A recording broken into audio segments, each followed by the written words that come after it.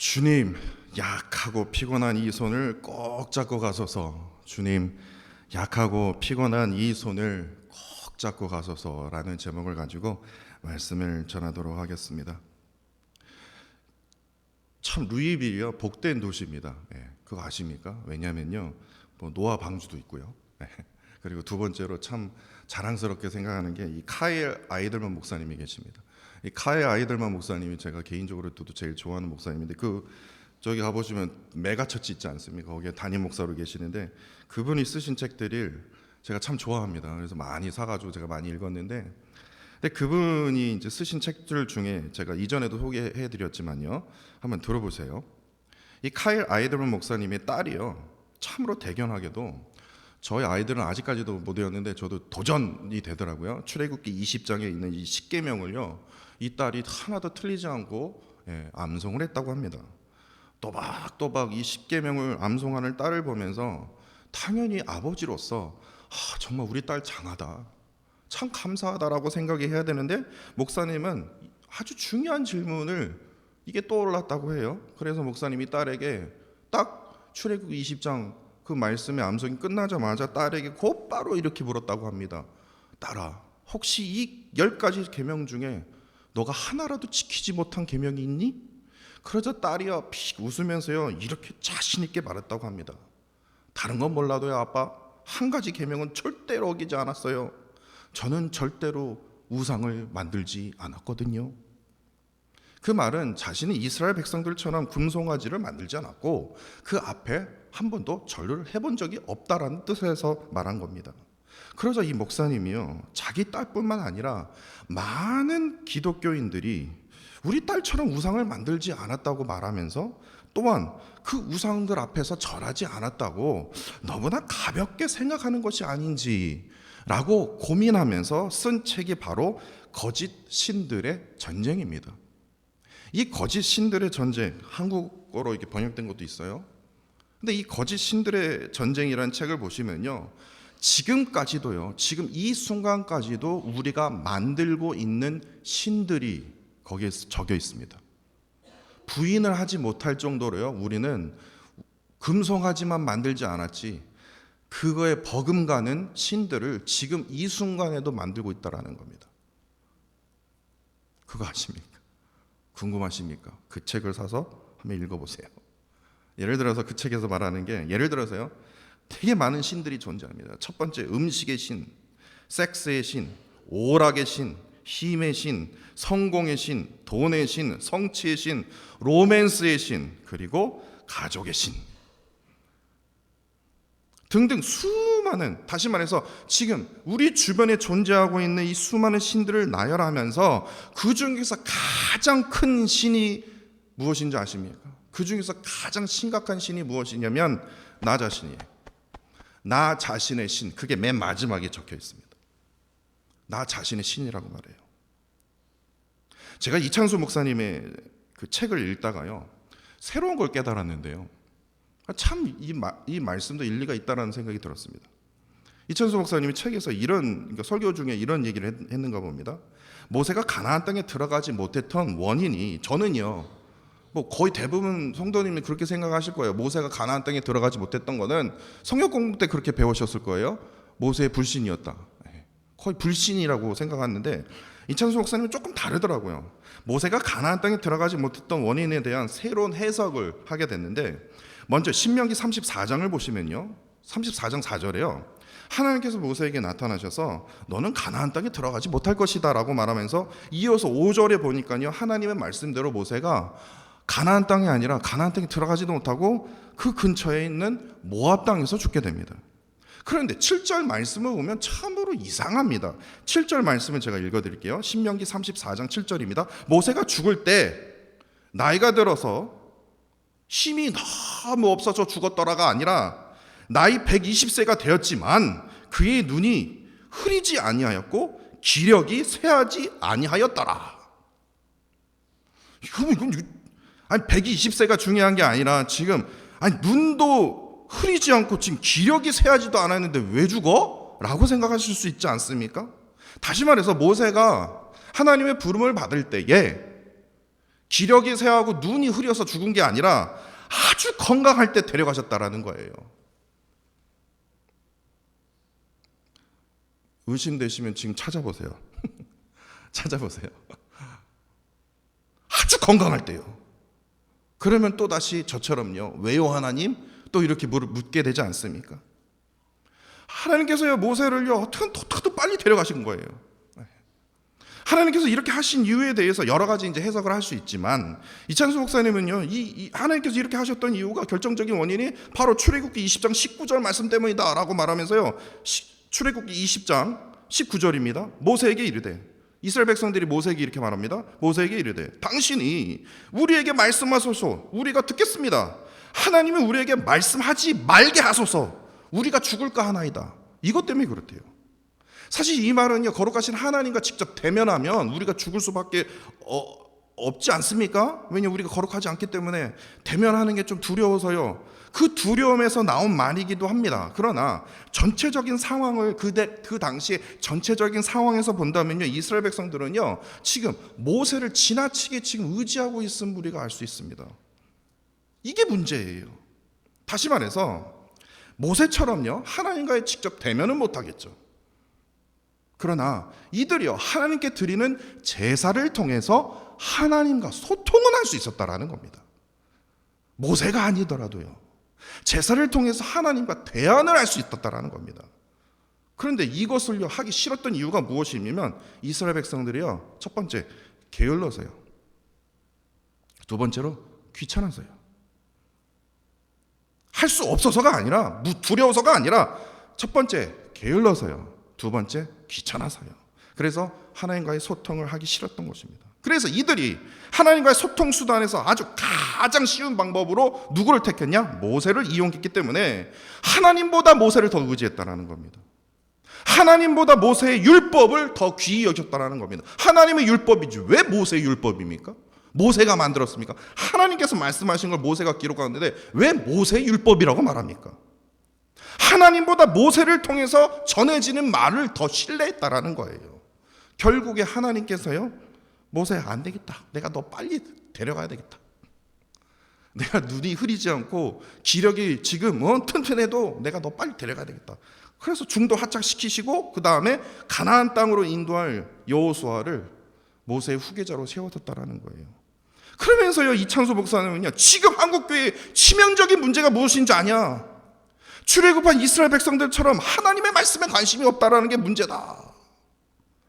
그 책에서 아주 강하게 얘기를 하더라고요. 그저 목사의 설교에만 매달리는 게 문제라는 겁니다. 그 책을 읽으면서 진짜 그렇지 않나? 한국 교회뿐만 아니라 이민교회도 마찬가지 않습니까? 사실 코로나 이전에도 그랬지만 코로나 이후에는요, 더 설교에 엄청난 설교가 지금 쏟아져 나오고 있습니다. 10시, 11시에 지금 유튜브에서 지금 라이브로 지금 방송된 설교요, 엄청 많습니다. 설교 홍수 시대에 우리가 살고 있다는 겁니다. 그렇게 해요. 성경 말씀보다는요, 설교가 어떤 설교가 더 재밌나고 고를 수 있어요. 예. 아이스크림 고르듯이. 이 목사님 참 좋지? 딱 좋아요 딱 누르고, 좋지? 좋아요 딱 누르고, 은혜 받으면 거기다 댓글 딱 해서 이쁘게 딱 적고. 그래서요, 제가 이런 말씀을 드리면 좀 그렇지만, 이런 말이 교회에서 떠돕니다. 목사가 설교만 잘하면 다 용서된다. 목사가 설교만 잘하면요, 부족한 거 있어도 다 커버된다. 설교만 잘하십시오. 다 용서해드리겠습니다. 그래서 그런지요, 하나님의 말씀보다 신학자의 말들을 더 강조하고요, 책들을 강조하고 연구해서 결국에 이 일에 인간의 그 지식과 그 지혜를 자랑하면서요, 설교하는 그 전도사 목사들이요, 이 미디어 매체에 얼마나 많은지요. 그러면서 조회수 늘려가면서 구독자 늘려가면서 하나님을 이용해서 자신을 높이려는 수단으로 성경이 아니라 인간의 지식과 지혜로 말로 수많은 팬들을 거는 일은, 다시 말해서 나 자신의 신을 만들어가고 있는 사람들이 얼마나 많은지 모릅니다. 이런 시대에 우리가 살고 있어요. 이런 의미에서 오늘 본문 말씀을 한번 자세히 한번 보십시오. 저는 아주 소중한 은혜를 깨닫게 되었습니다. 오늘 참으로 아무런 스토리 아닙니까? 하나님의 언약궤가 블레셋에 빼앗겼대요. 1절과 2절에요. 블레셋 사람들이 이스라엘과 전쟁에서 크게 이기지 않습니까? 3만 4천 명의 이스라엘 군대를 그냥 무찌르기는 그런 큰 승리를 얻게 됩니다. 그래서 그들의 그 승리를 통해서 전리품을 얻게 된 것이 바로 하나님의 언약궤입니다. 금으로 만든 거예요. 그 하나님의 언약궤를요, 그 블레셋에는 5개의 큰 도시가 있었는데 그 중에서 가장 큰 도시가 어디냐? 바로 아스돗입니다. 아스돗으로 가지고 갑니다. 전리품을 얻었어요. 그래서 블레셋 사람들이 그냥 만세 하고 그렇지 않겠습니까? 그런데 블레셋 사람들이 이 하나님의 언약궤를요 아스돗으로 가져간 이유가 있습니다. 왜냐? 5대 도시 중에 제일 큰 도시였고, 또한 그 아스돗 한 가운데에 무엇이 있었냐면요, 다곤의 신전이 있었습니다. 그들이 믿는 신전이 있었어요. 그래서 그 신전 안에 하나님의 언약궤를 놓아놓기 위해서 하나님의 언약궤를요 가져간 것이에요. 그렇게 된다면 어떤 현상이 벌어지겠습니까? 큰 도시에 살고 있는 정말 수많은 블레셋 사람들이요 다곤 신전에 놓인 하나님의 언약궤를 딱 보면서, 이야, 이스라엘을 이기게 하신, 이스라엘의 신을 이기게 하신 위대한 다곤 신을요 찬양하기 위해서요, 예배하기 위해서 일부러 신전 안에 하나님의 언약궤를 놓아뒀던 거예요. 그런데 3절을 보시면요, 언약궤를 가져온 다음 날 아침에 아스돗 사람들이 놀래 자빠집니다. 왜냐? 다곤 신이요 여호와의 언약궤 앞에요, 언약궤 앞에서 엎드려져 있는, 넘어져 있는 모습을 발견하게 됩니다. 그러자 이들이 딱 어떻게 생각하신 줄 아십니까? 이건 우연일 거야. 아마 밑둥아리가 뭐가 썩었을 거야. 그래서 쓰러졌을 거야. 이건 진짜 우연이야. 다시 세우면 돼. 그래서 그 다곤 신을요 다시 세웁니다. 그랬더니 4절에 보니까요, 다음날 아침에 가보니까 더 이제 놀래 자빠진 거예요. 왜냐? 하나님의 언약궤 앞에 다곤의 신 몸뚱아리뿐만 아니라 그냥 몸뚱아리만, 어저께는 그냥 떨어졌는데 떨어진 채 다곤의 머리와 손목이 다 땅에 흩어져 있었다라는 겁니다. 이게 이틀 연속이나 이렇게 되는 건데, 분명히 이것은 무엇입니까? 여호와 언약궤 앞에 2번씩이나 쓰러졌다는 것은 다곤의 무능함을 지금 뜻하는 거 아닙니까? 그런데 5절에 보시면요, 이 블레셋 사람들이 이렇게 기록을 합니다. 이렇게 행동을 합니다. 오늘까지 아스돗에 있는 다곤의 문지방을 밟지 아니했다. 이게 무슨 말입니까? 처음에 다곤이 엎드려져 있는 거 보면서, 하나님의 언약궤 앞에서 엎드려 있는 거 보면서, 이거 우연이야. 이거 다시 세우면 돼. 우연이야. 그럴 수 있어. 그런데요, 그 다음날 보니까 다곤의 머리와 손목이 다 끊어진 것을 보면, 이건 가짜구나라고 깨달아야 되는데, 그래야 똑똑한 거 아닙니까? 그런데요, 그것을 보고는요, 이거 진짜 신이 살아있네. 왜 그런 생각이 들었는지 잘 모르겠지만요, 다곤의 문지방을 밟지 않았다라는 것은요, 끝까지 아무런 힘도 없고 무능한 그 다곤을요 끝까지 섬기고 있었다라는 거예요. 그 무능함을 보고서도요.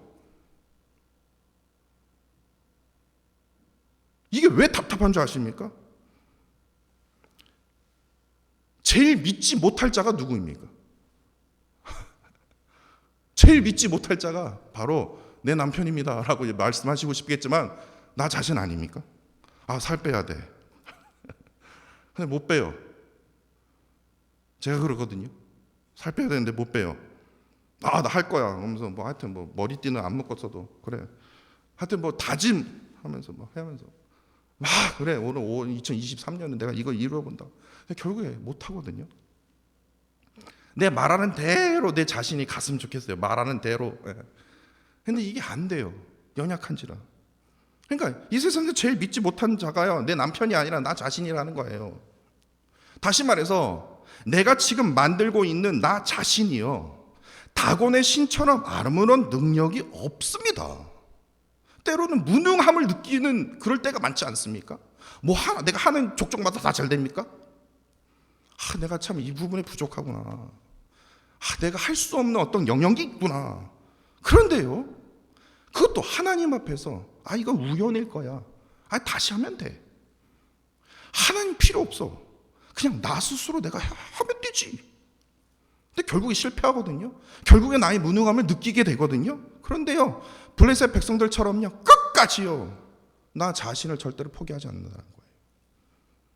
끝까지 나 자신을 믿는다라는 거예요.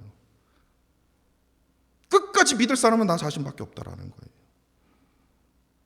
나 자신을 돌아보지를 않아요. 나 자신이 지금 어떠한 존재인지를 몰라요. 나 자신이 지금 마음이 썩어 있는데도요, 그걸 느끼지를 못해요. 우연일 거야. 그냥 지나가면 다 괜찮을 거야. 내 눈에 지금 눈물이 주르르 흘렸어도요, 아니야, 그냥 지나가면 괜찮을 거야.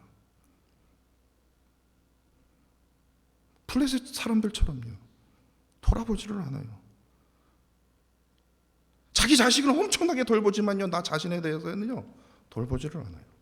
돌아보지를 않아요. 그러나 블레셋 사람들도요, 끝까지 자기 자신을 돌아보지 않았다는 겁니다. 그런데 여기서 아주 중요한 첫 번째 팩트가 있습니다. 이거 꼭 기억하십시오. 스스로 돌아보지 않았던 블레셋 사람들뿐만 아니라 엘리 제사장도요, 저번 시간에 저희가 살펴보지 않았습니까? 엘리 제사장 가정은요, 블레셋과 엘리 제사장의 공통점이 무엇인 줄 아십니까? 하나님의 언약궤 때문에요, 저주를 받았다라는 거예요. 그렇죠? 블레셋도요, 하나님의 언약궤 때문에 저주를 받았고요, 엘리 가정도 하나님의 언약궤 때문에 저주를 받았습니다. 그런데 그럼 하나님의 언약궤를 보면 무조건 저주받는 거야? 아니거든요. 앞으로 우리가 살펴볼 이 오벳 에돔, 그리고 다윗, 그리고 사무엘은요, 하나님의 언약궤 때문에 축복을 받았거든요. 아, 이거 차별이야. 아닙니다.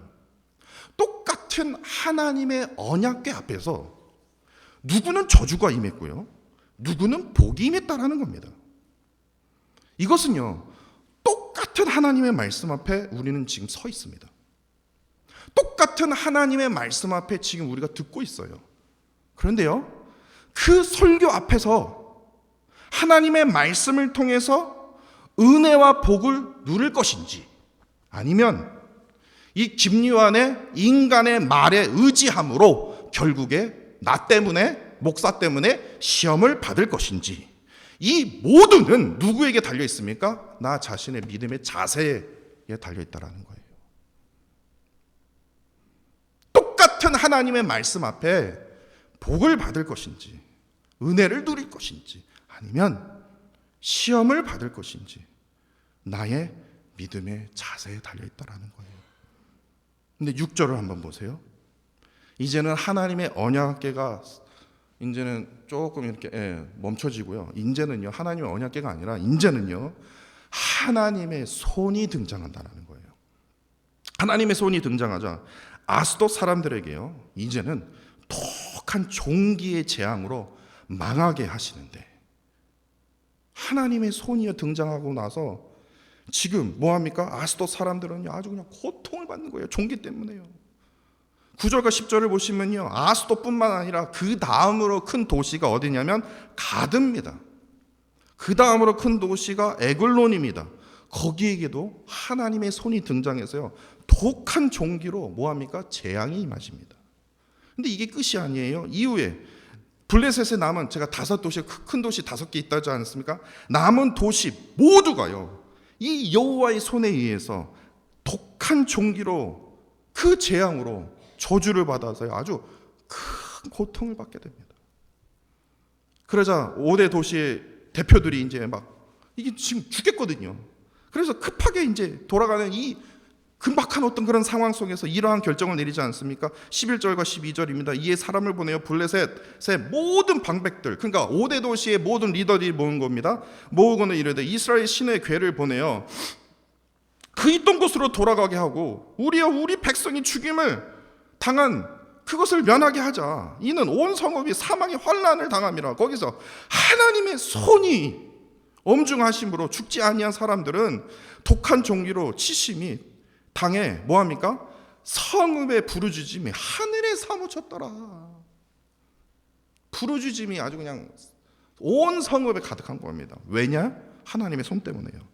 근데 여기서 아주 중요한 두 번째 팩트가 있습니다. 이것도 기억하십시오. 블레셋에게 하나님의 손이란 분명히 뭡니까? 사망과 환난과 부르짖음입니다. 그렇죠? 근데 독한 종기로 아주 고통, 그 부르짖음이 하늘에 사무쳤대요. 그런데요, 똑같은 하나님의 손에는요, 다윗에게는요, 하나님의 손은요, 시편 89편 21절입니다. 뭐 다른 손이 아니에요. 블레셋에게 임했던 똑같은 손. 거기에 시편 89편 21절에 보시면요, 하나님의 손이 나 자신과 다윗과 함께하여 견고하게 하고 하나님의 팔이 그를 힘있게 하리로다. 이상하지 않습니까? 하나님의 손, 이게 뭐 특별한 손 아니거든요. 똑같은 손이거든요. 그런데 블레셋에게는 뭐예요? 고난과 저주로부터 그 고통이 하늘에 사무치는데 다윗에게는요, 나를 견고하게 한대요. 그 손이요. 그리고 그 손뿐만 아니라 그 팔을 나에게 힘 있게 한대요. 근데 다윗뿐만 아니라 이사야에게도 똑같아요. 이사야 49장 16절에 보니까요, 내가 너를 내 손바닥에 새겼대요. 저주하려고요? 아니요, 붙들려고요. 너희 성벽이 항상 내 앞에 있나니 라고 해요. 내가 내 손바닥으로 내가 너희 이름을 새긴다. 내가 너를 붙들어 주겠다. 반드시 내가 기억하겠다. 다시 말해서 블레셋에게 임했던 하나님의 손은 뭡니까? 엄청난 저주와 고통이었지만 다윗과 이사야에게 임했던 하나님의 손은 뭡니까? 견고함과 능력과 사랑의 손이었다라는 거예요. 어떻게 똑같은 손이, 똑같은 하나님의 손이 왜 사람마다 이렇게 다르게 느껴질 수 있냐고요. 왜냐? 하나님의 그 능력의 손을요, 끝까지 의심하면서요, 어떻게든 하나님 없이 스스로 뭔 것을 이루려고 하는 자에게는요, 그 하나님의 손이란 고통이에요. 고통으로 찾아갈 수밖에 없다는 거예요. 그러나 하나님의 사랑의 손을 붙들고 의지하는 자에게는요, 다윗처럼 이사야처럼요, 그 붙드심의 그 은혜를 누리게 된다라는 겁니다. 우리말에요, 손 좀 써주세요, 이런 말 있지 않습니까? 손 좀 써주세요. 이 말의 의미가 무엇입니까? 저 대신 패주세요, 그겁니까? 아니에요. 예, 그러면 좀 이건 좀 저기 깡패 출신, 죄송합니다. 그렇게 생각하시면 안 돼요. 손 좀 써주세요. 그 말은요, 지금 부탁하는 소리 아닙니까? 도와달라는 손 아닙니까? 그러니까 손은요, 문제 해결의 도구이지 저주와 고통의 도구가 아니다라는 겁니다.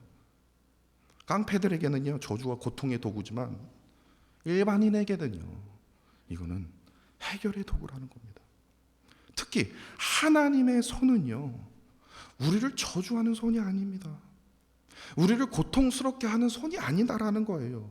우리를 견고하게 붙들어 주시며 기적과 그 기사를 베풀어 주시는 그 능력의 손, 그 사랑의 손이요, 신약에서 나타난 그 예수 그리스도의 손이 바로 그런 손이었습니다.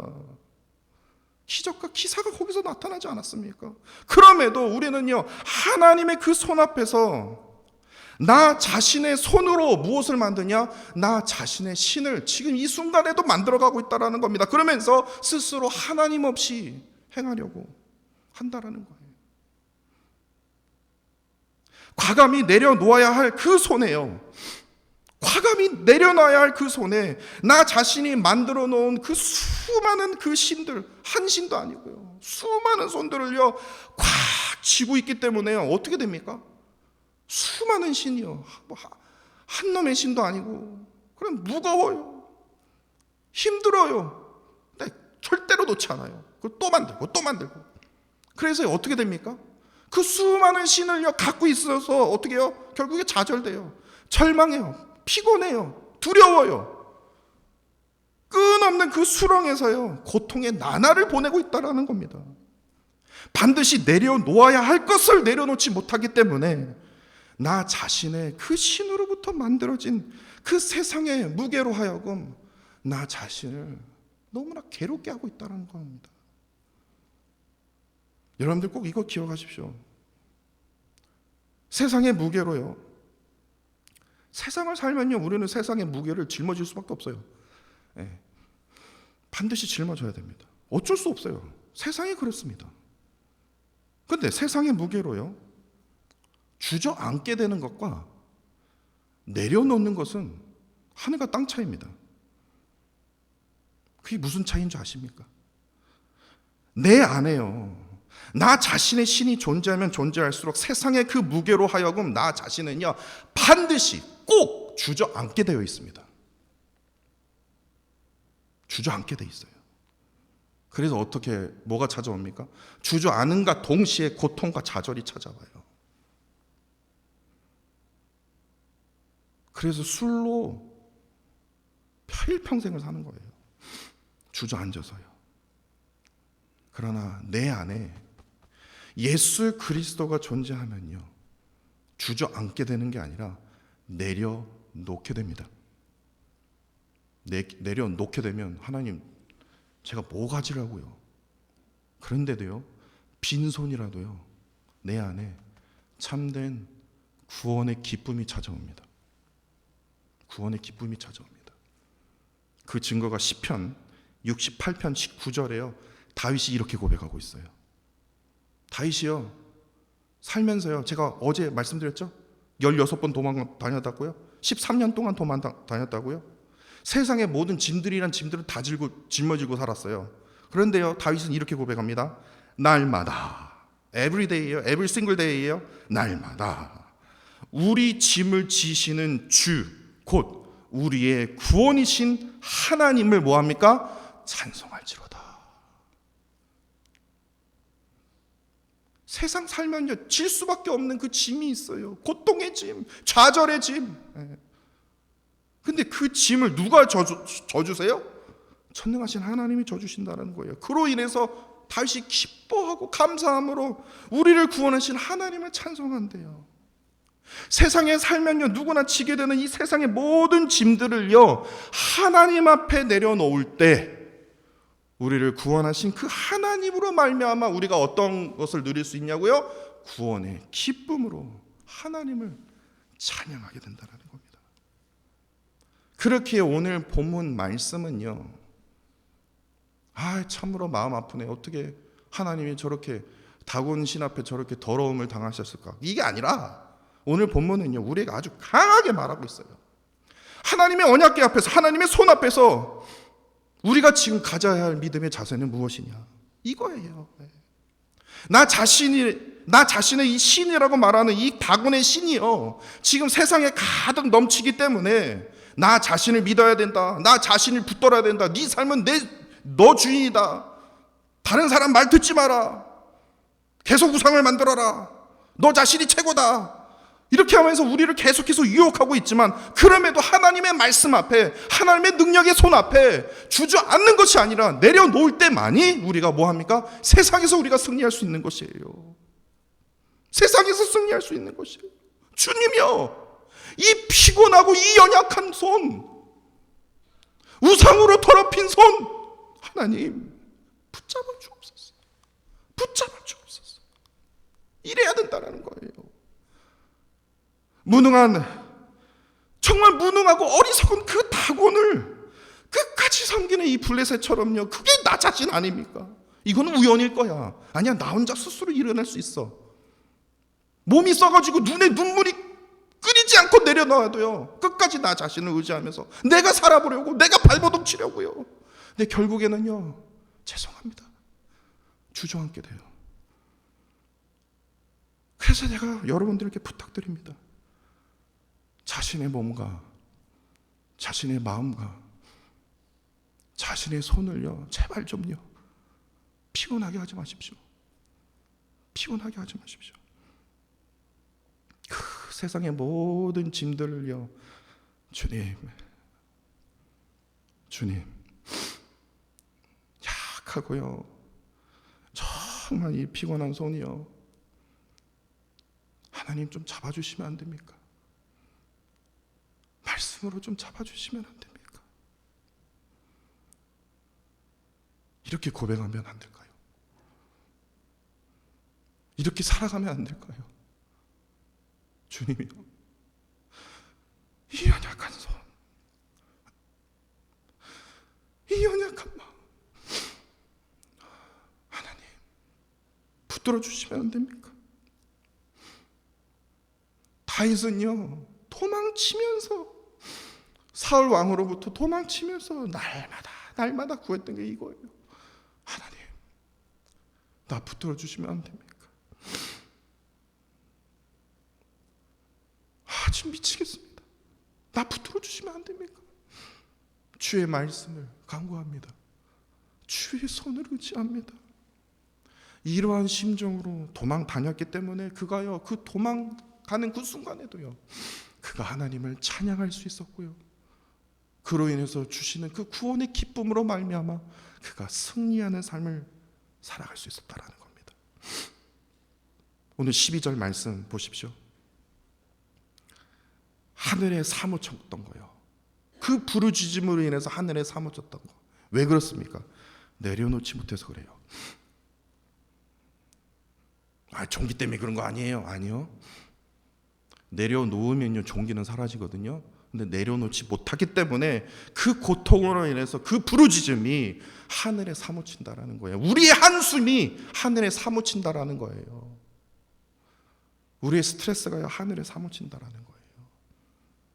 참으로 어두운 인생을 살아갈 수밖에 없다라는 겁니다. 그러나 하나님께 과감히 내려놓음으로, 하나님 앞에 진짜 과감히 엎드려짐으로 하나님께 나아가면요, 하나님께서요, 참된 자유와 그 구원의 기쁨의 함성이요, 어떻게 됩니까? 하늘에 사무치게 됩니다. 하늘에 사무치게 돼요. 그러한 놀라운 복을 오늘 말씀을 듣고 계시는 모든 성도님들의 가정 가운데, 사업 가운데 임하여지기를 간절히 원합니다. 저는 설교 준비하면서요, 주님이요, 이 손을 꼭 잡고 가소서, 그 찬양이요, 나도 수천 번 들었던 것 같아요. 하나님, 우리 루이빌 한인장로교회 모든 성도들의 그 손을요, 연약하고 지쳐있는 손, 하나님, 말씀 가운데, 기도 가운데, 예배 가운데 하나님 꼭 잡고 하나님 우리를 이끌어 주옵소서. 그러한 축복과 그 은혜를 사모하시는 저와 사랑하는 성도 여러분들이 되시기를 간절히 원합니다.